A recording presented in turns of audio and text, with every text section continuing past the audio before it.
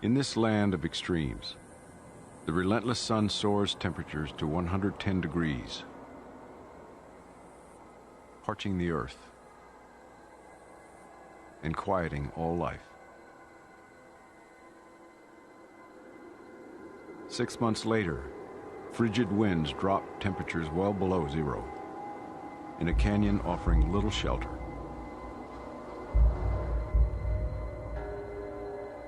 And yet here, ancient people chose to construct the center of their world. Buildings of over 700 rooms, originally reaching 4 stories high.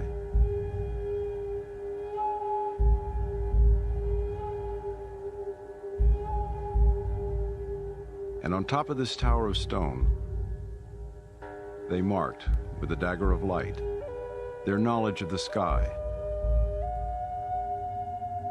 a knowledge they would use to guide their construction of a center of cosmology, taking 250 years to complete. The place is a remote canyon in the American Southwest called Chaco. 1,000 years ago, the heart of an ancient Pueblo Indian civilization. These grand buildings have posed a profound mystery for over 100 years of archaeological studies. Why were they built here in this unforgiving place? What was the purpose of their dark, enclosed rooms? And of an arrow straight road to the north?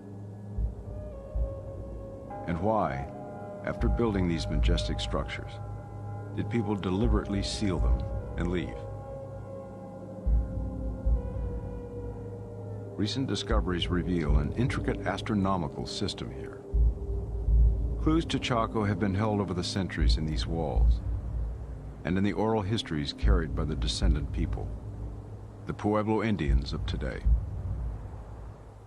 In our history, they talk of things that occurred a long time ago, of people who had enormous amount of power, spiritual power and power over people. I think those types of people lived here in Chaco.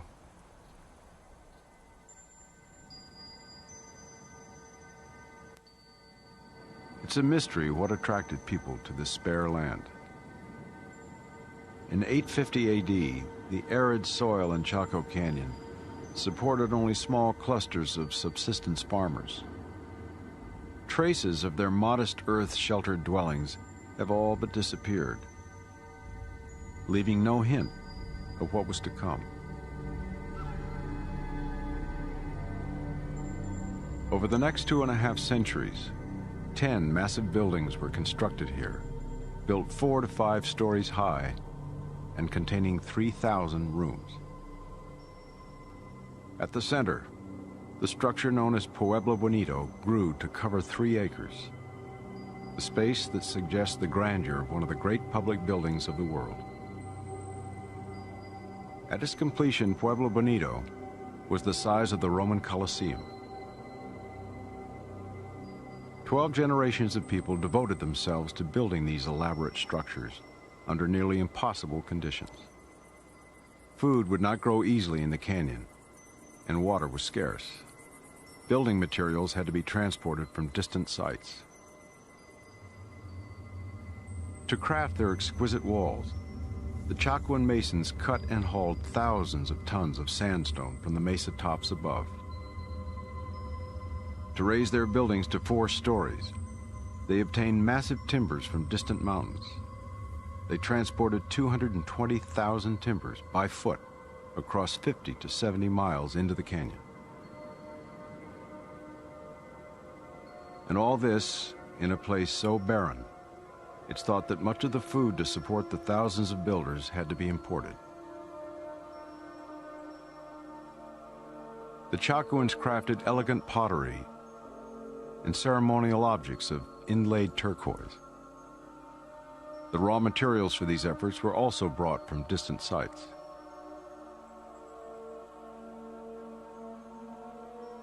In these challenging conditions, the Chacoan culture flourished across a vast region. They built communities and roads throughout 95,000 square miles of the American Southwest. They traded with cultures 2,000 to 3,000 miles to the south. Objects of Mesoamerican origin, including parrots and plumed serpents, were found in the buildings of Chaco. To most archaeologists, the impractical choice of building here has been explained by the theory that it was a trade center, collecting and redistributing goods from a 35,000 square mile area. Over 200 miles of ancient, well-engineered roads connected with the Chaco buildings. A theoretical picture was drawn of Chaco, of roads busy with traders and a thriving populace of workers and families, filling the 3,000 rooms of the large buildings with as many as 10,000 people. But recently, doubts have been cast on this view of Chaco.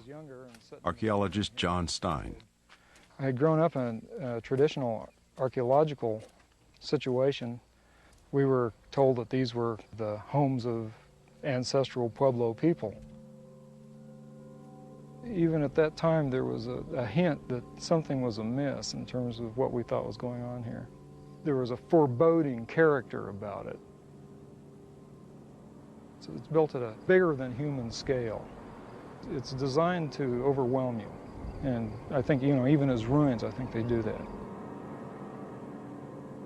Rigid formality is also one of the principal characteristics of Chacoan buildings. This replication over and over again of these similar patterns. The whole complex gave this massive terraced appearance that really was built more to present an exterior form and dominance than it was to enclose. And this reminds us a good deal of, say, pyramids in Mexico. Many researchers have wondered if the astounding development of Chaco was triggered by the influence of Mesoamerican culture. Perhaps in stories brought by traders or directly through the influx of powerful people from the south. But the evidence is inconclusive. Nothing quite like Chaco existed before or since. A computer model of the building called Chetroquetl shows the vast interior space that was sectioned into over 600 rooms. Rooms that were for the most part closed off from the plaza and from the outside and each other. What we see as rooms in Chaco buildings may be in fact just blocks of enclosed space, building blocks designed to support monumental exteriors. What could have been their purpose here in this barren canyon? The Chacoans had no written language, and therefore no written record was left to offer clues. Well, we don't have codices, we don't have tablets and books. There is a language in the architecture. There is a language in the roads and in the light markings, and it's an opening for us to understand the minds of the people here. Anna Sofer has studied Chaco Canyon since 1977. It was in that year that she made a discovery revealing a profound knowledge at work here. Her career as an artist had led her to an interest in ancient rock art. She came here with a group of volunteers to record rock carvings on the canyon walls. During a climb to the top of Fajada Butte, she found, behind 3 great slabs of sandstone, a large spiral carving. She came to it just as a dagger of sunlight pierced its center. If I had come 3 minutes later, it wouldn't have had that strength of image. And it was so vivid. And it was just a week from solstice and very close to noon. So I figured it had to be marking the highest point of the sun both in the year and the day. The light marking is created by rays of the sun channeled through the openings between the rocks. Returning to the site many times, Anna recorded the play of light between the slabs and the spiral. She found that the rocks in the art brilliantly captured the sun cycle. This could be no accident. The equinox days, midpoints in the sun's year, are also marked by incorporating a smaller spiral. At these times, once in spring and once in fall, a second dagger appears to pierce the smaller spiral. And in the dead of winter, on the shortest day of the year, two daggers descend to perfectly bracket the spiral. This calendar is unique. No other ancient astronomers are known to have devised such a complex timepiece of shadow and light.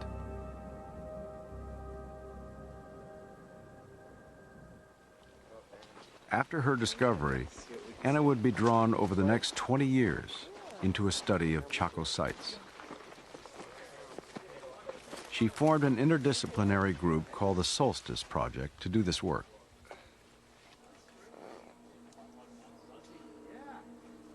They would find that the marking of specific moments in the sun cycle was obsessively repeated on the butte.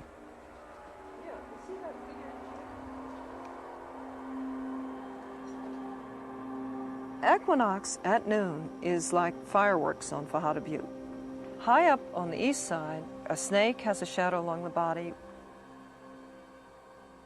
And on the west side is a beautiful double spiral, and a spear of light bisects the right lobe of the double spiral. So the moment of noon equinox is multiply marked. So we kind of have to ask, what is this time?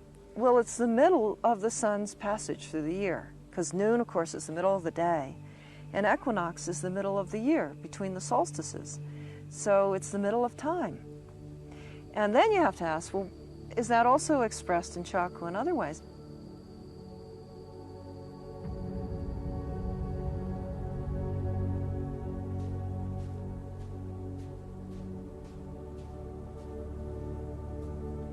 I wondered if this fascination by the Chacoans with the sun was also expressed in their buildings. And I found one clue in a petroglyph on Fajada Butte.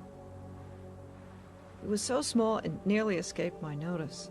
But very near the Sundagger site, this petroglyph showed the half circle of Pueblo Bonito. And with an arrow along the midwall of the building, pointing to the south and to the above, to the sun just at noon, where we had seen it marked on Fajada. A Hopi man told me that that small petroglyph was more important than the building itself. And I began to wonder if Bonito was built as a symbol in relationship to the sun. I decided that we should survey these walls and the prominent walls of all the Chaco buildings. Philip Tualitz Tiwa is a Hopi Indian. As deputy director of the National Geodetic Survey, he joined the Solstice Project team after hearing Anna speak about the possibility of an astronomical significance in the Chacoan buildings. My business was making precise surveys. I wanted to help prove or disprove, if possible, some of the findings that they had found. With the expert help of the National Geodetic Survey, the team is able to determine exact orientation of the buildings. The 14 largest Chacoan buildings will be surveyed. 4 outside the canyon, up to 65 miles distant. 5 located in or near the 8-mile-long canyon. And 5 others in a central complex near Pueblo Bonito. At Pueblo Bonito, the survey reveals that the 2 long straight walls are exactly north-south and east-west, directions that have a special connection with the sun. As the morning sun arcs over the building, the shadow of the midwall recedes until just at noon, when it disappears.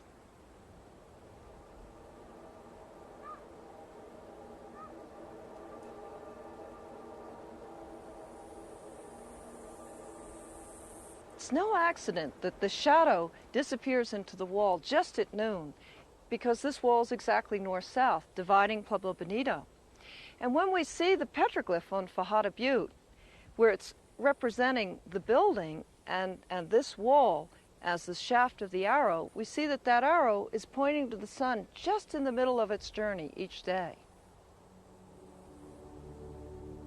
The long east-west wall of Bonito also has a relationship to the sun, to its journey through the seasons.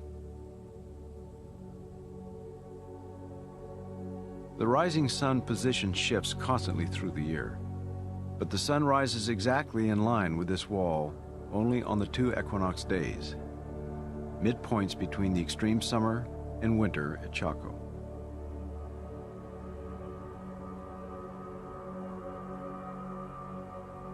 And only on these days the sun sets along this wall.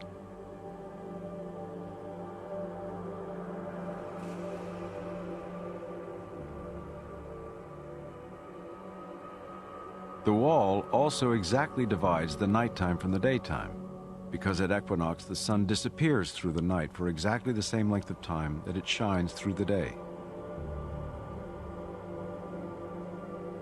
Day and night are equal only at these times of the year, when Pueblo Bonito is aligned to the sun's rise and set.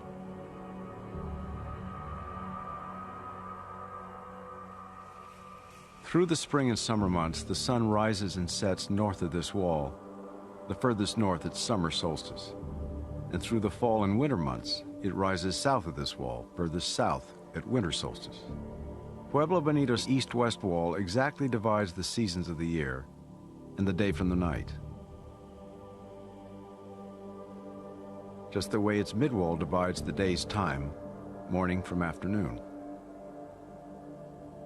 The fact that these mammoth buildings were also engineered, it would appear, and designed to incorporate those cycles was so striking. Like the small markings on Fajada, Pueblo Bonito was marking on a large scale the middle of time. At the center of Chaco Canyon, the middle place of their culture. And we were soon to find that the Chacoan architects had used these same midpoints of the sun to guide their planning for the whole central complex. In addition to Pueblo Bonito, 3 other buildings displayed a similar relationship to the sun. Ungopavi, Sincletzin, and Pueblo Alto. And the team went on to find that 4 buildings are also positioned in a larger pattern on lines to the sun. All are aligned to the sun at noon and equinox. Standing here in the center of Pueblo Bonito, on the first day of fall or the first day of spring, the sun would be rising directly in line with the center of Chetroketl. We find that if you follow the line of one building to the sun, you come to another building. The same thing we discovered at Pueblo Alto. Here at the highest of the Chaco buildings, like the midwall of Pueblo Bonito, the sidewalls are aligned to the noon sun. Siding along these walls, you come to another solar-aligned building, Sincletzin, across the canyon.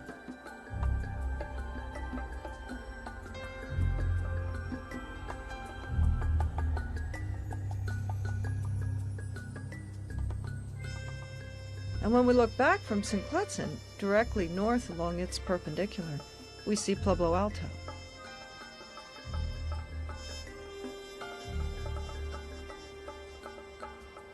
The noon sun alignment that connects Sincletzin and Pueblo Alto precisely bisects the space between Chetroketl and Pueblo Bonito.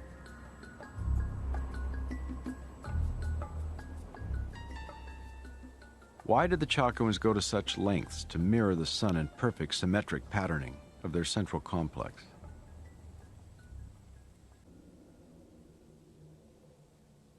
We look upon Chaco Canyon, especially Pueblo Bonito, as a place where people of great power lived at one time.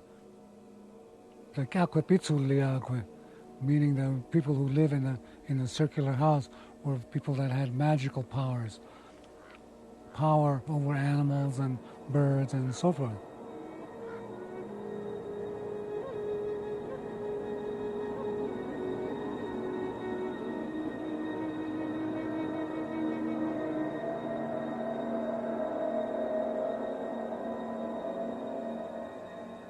The knowledge held at Chaco had a profound influence over the region.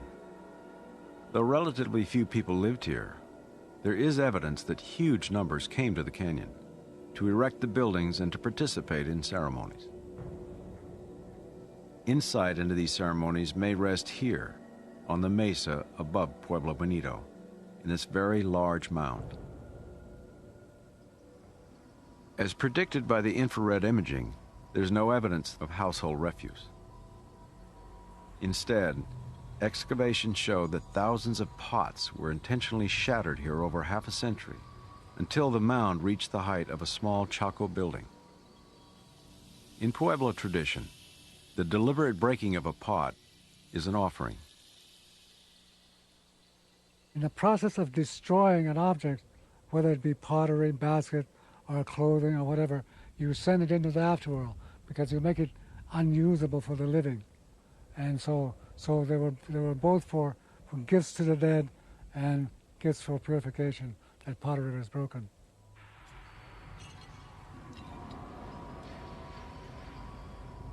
Archaeologists have determined that this large-scale ceremonial breakage of pots occurred only at certain times of the year.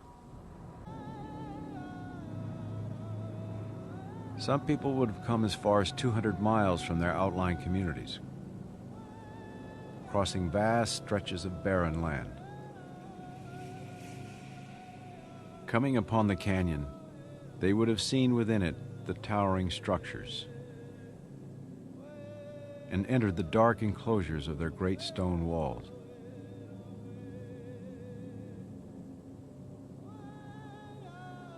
Possibly stepping down into one of the covered chambers embedded in the buildings, circular structures called kivas.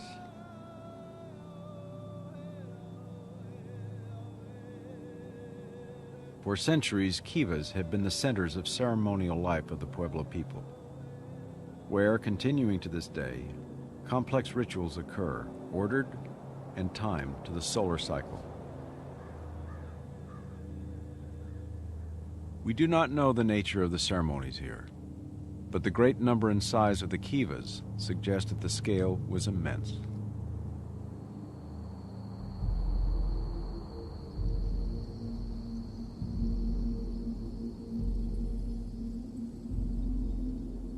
There are 15 great kivas, and each of these could hold over 400 people. There are over 100 small kivas, and in each of these 50 to 100 people could gather. Many thousands of people may have worshipped here at a time.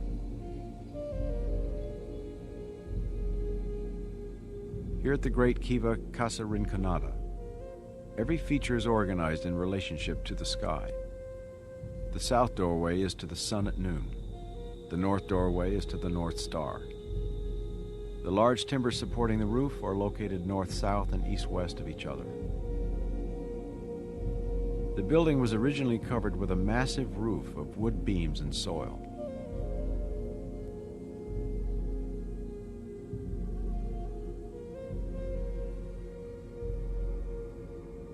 In the dark interior of the kiva, the movement of the sun would not be directly seen. And yet the kiva's symmetric design of the sun and the stars must have been known to the people participating here in ceremony. While its alignments are symbolically directed to the invisible sun above, its round, insulating walls contain a darkness connecting with the earth.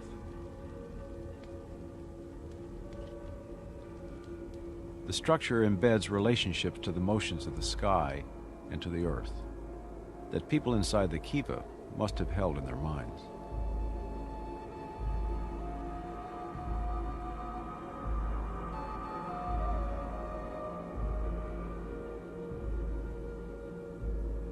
The placement of the doorways in most of the Chaco kivas is to the north, to the night sky.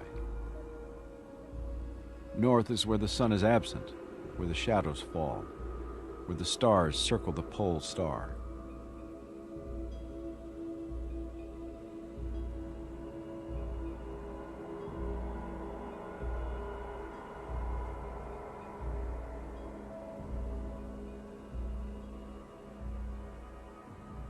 Clearly, the Chacoans commemorated the sun with great care in their architecture. But solar alignments were found by the Solstice project in only 4 of the large buildings. Anna and Phil faced a puzzle. With such meticulous planning and evidence, it seemed unlikely that the other buildings had no place in the scheme.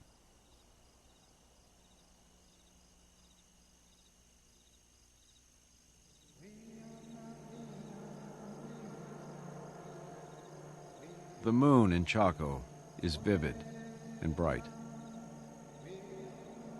And like the sun, its shadows and positions on the horizon could be observed over the years.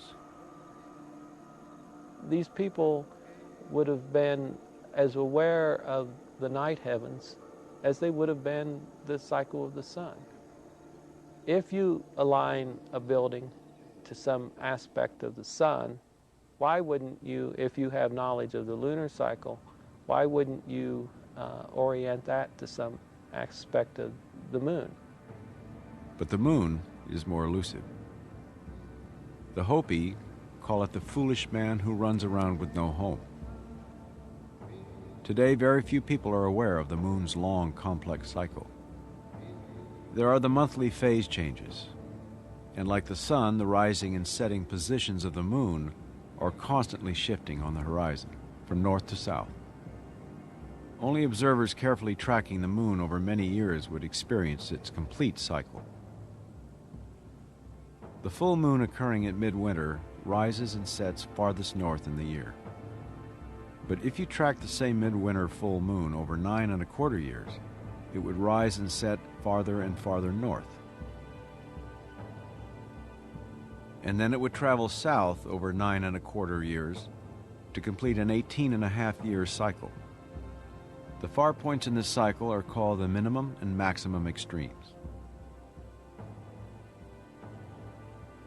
It would take generations of people to track and mark this long cycle, and this information would have little practical value to the Chacoans. I thought it would be highly unlikely that we would find that the Chacoans aligned their buildings to this long cycle of the moon. And if we found that, it would be the only culture known in the world to align their buildings to the moon's cycle. But we did find evidence that they had that knowledge on Fajada Butte. Here, by tracking the moon's shadow on the spiral just where the sun was marked, they could observe its long cycle. When the moon reaches its minimum extreme, once in 18.5 years, its shadow falls in the center of the spiral, just where the sun's light dagger pierces the spiral at summer solstice. And 9 1/4 years later, when the moon reaches its maximum extreme, its shadow falls in the outer edge of the spiral, just where one of the sun's daggers falls at winter solstice. Year by year, the shadow cast on the spiral by the winter full moon crosses the 9 1/2 turns of the spiral, as the moon travels from minimum to maximum extremes over 9 1/4 years. The correspondence of the number of spiral turns and the years in the cycle is intriguing. The maximum extreme moon casts a shadow on the outer edge, and the minimum moon casts its shadow along the center of the spiral. The project discovered that 7 buildings are aligned to the rising and setting positions of the maximum and minimum extreme moons, the same moons that are marked on the spiral. Alignment schemes vary among the buildings. Each building provides a distinct stage for viewing the moon's drama. The Chacoans would see the extreme moons rise or set in line with a perpendicular across the building's plaza. Or they would see the moon rise and set along a building's long back wall.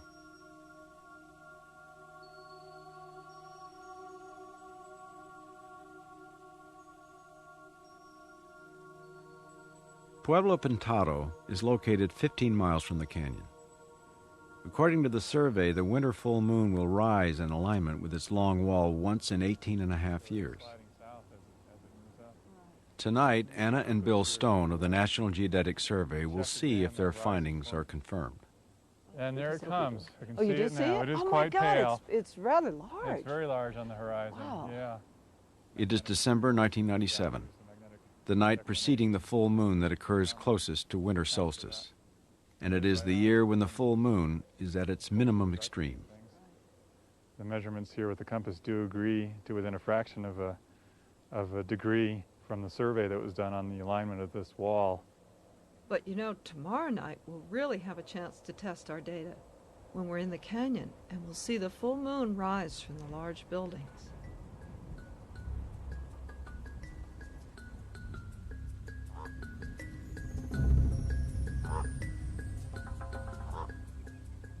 On the following day, Connie Garcia of Acoma Pueblo has come to the canyon to observe the full moon with Anna. You thinking you're talking about my client? About a half hour after the sun sets, we'll see that moon rise right along that wall, right about here. We'll see it rising up. The team will document the moon's rise with time-lapse photography.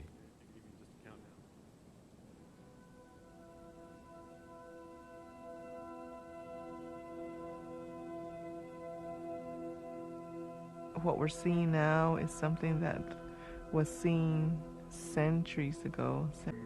Only after generations of study and surveying of the moon could the Chacoans align their massive buildings so perfectly to its extreme positions. And what is even more amazing, and typical of the Chacoans, is that there is a symmetry to it. This moon not only rises in alignment, but it also sets in alignment with the walls of a building across the canyon, Pueblo del Arroyo.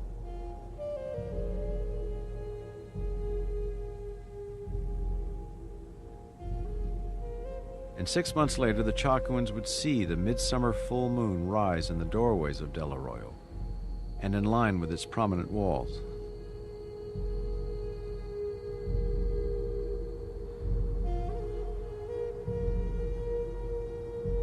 This moon then traverses the canyon floor, now burnished by the summer sun.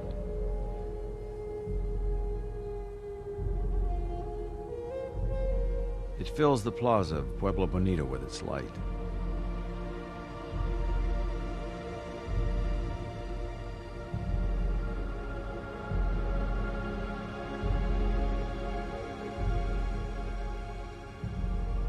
And then, as though completing its cycle, it sets in line with Chetroketal.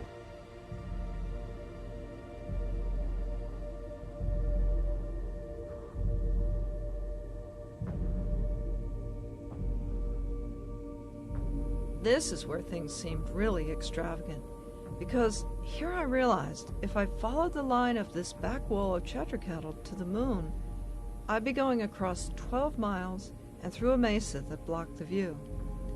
But I would come to another building, Quinbiniola, right on that line to the moon.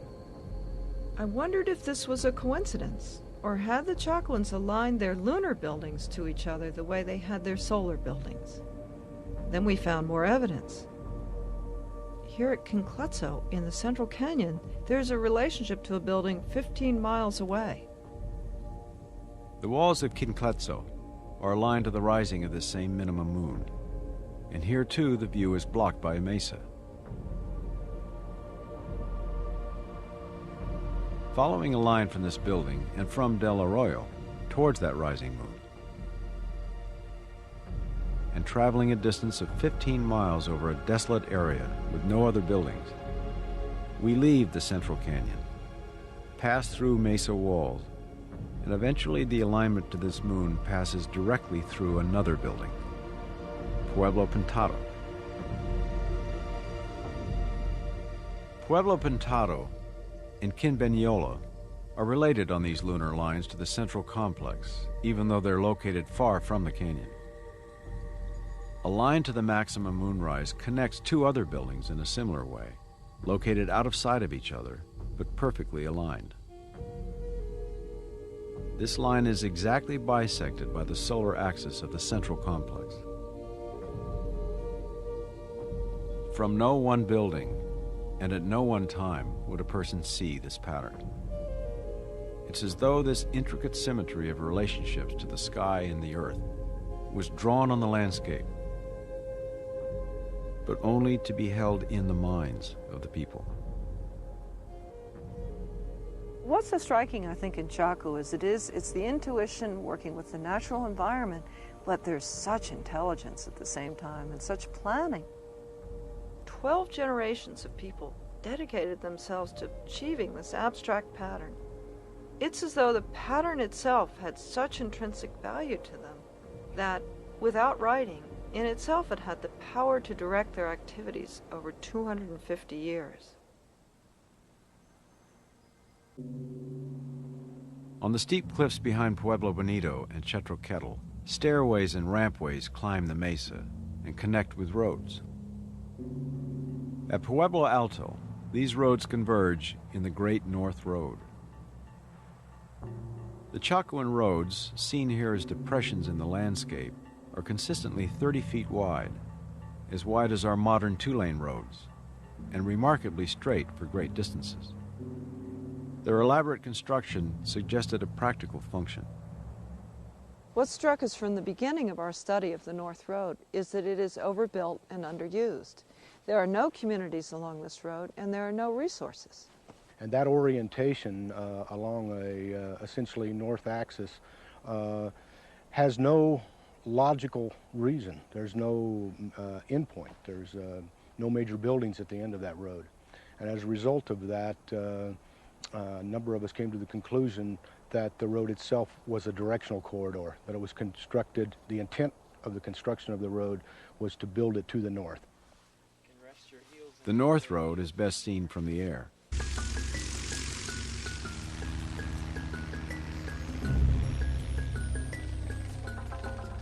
The road goes up the cliffs, out of the central buildings. Then just north of Pueblo Alto, it heads across empty desert country with no buildings. And yet it's so elaborate. In sections, we documented double routes over 15 miles, each 30 feet wide. This corridor heads north for 35 miles across monotonous, empty terrain, and then suddenly drops down the steepest edge of the Badlands Canyon.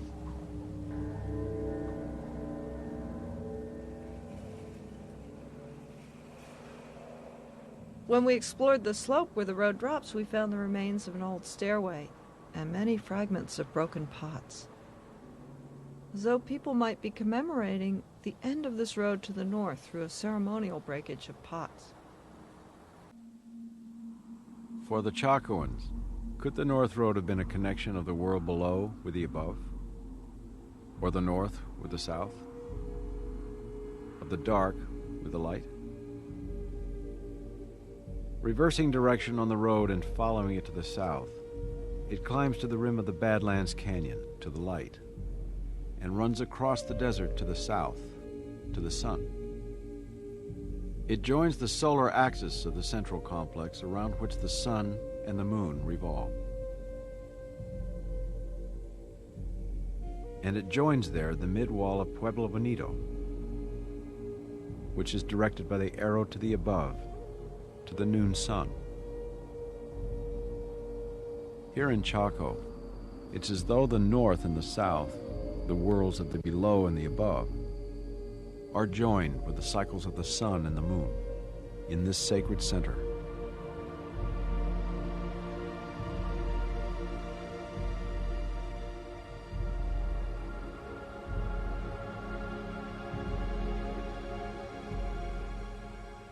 I find it fascinating that people came to this place because the land was so compelling and because the formations of the sun and the moon just drew them into such a fantastic order of themselves in relation to the universe.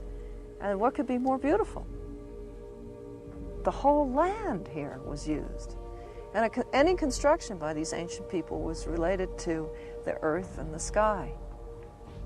And it's very exciting, it's very compelling to be in the middle of a situation where it's as though everything is playing itself out to you in a program, in a pattern.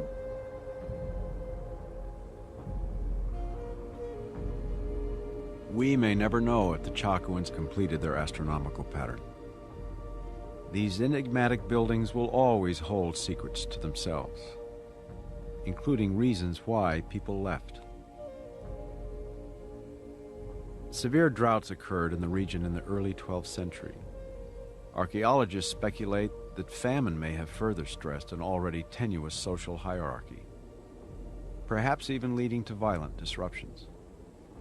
And there may have been changes in the Chacoan religious beliefs,